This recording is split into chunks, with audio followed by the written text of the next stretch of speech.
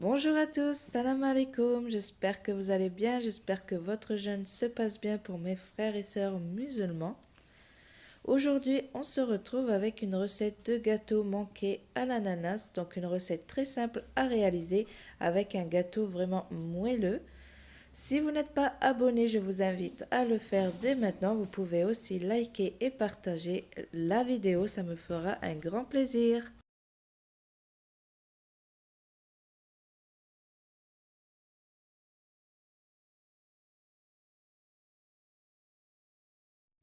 Je vais commencer par faire le caramel. Donc, je viens verser le sucre. J'ai mis 100 g de sucre avec 50 g d'eau. Donc, j'ai mis le double de sucre par rapport à l'eau. Ensuite, je viens mélanger comme ceci. Donc, tout le long du caramel, de la réalisation du caramel, on va mélanger de cette façon. On n'utilisera pas de cuillère.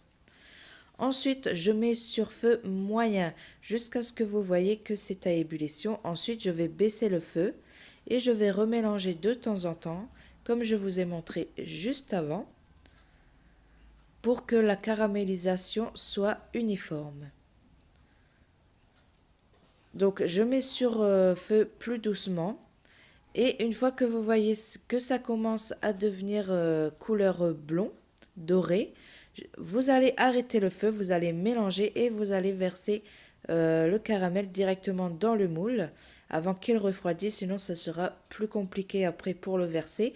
Et baissez le feu, sinon votre caramel va trop réduire du coup, quand vous allez le mettre dans le moule, il va durcir et vous ne pourrez pas l'étaler.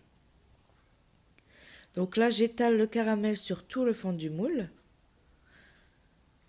Donc moi, j'ai pris un moule à tarte pour avoir une belle décoration sur le tour.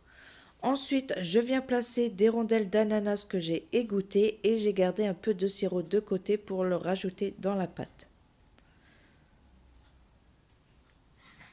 Ensuite, je mets de côté et je prépare la pâte.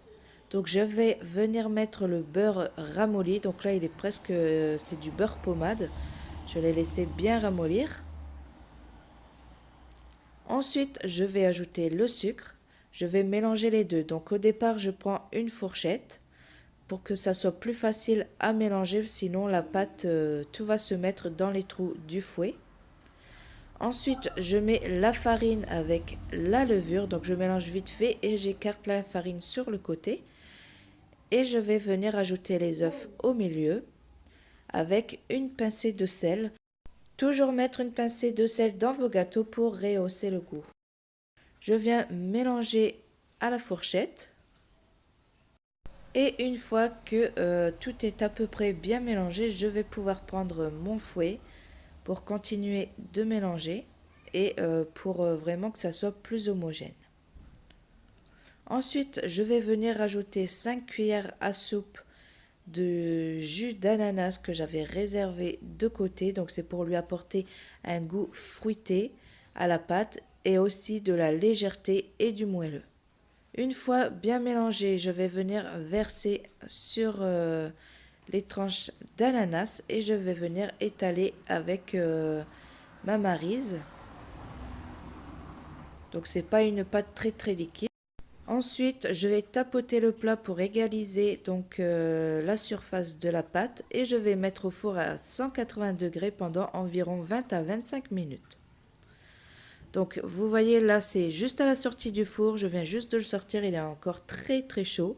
Je vais directement le retourner dans une assiette pour éviter que le caramel refroidisse et qu'ensuite ça va coller au fond du moule et je ne pourrai pas le démouler.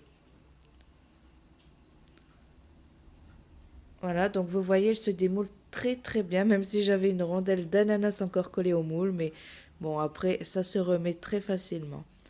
Et voilà, donc vous voyez, votre caramel continue de dorer dans le four, donc vraiment, ne le faites pas trop brunir dans la casserole. Donc là, on a vraiment un très joli visuel. Et ensuite, je vais attendre qu'il ait bien refroidi pour le découper.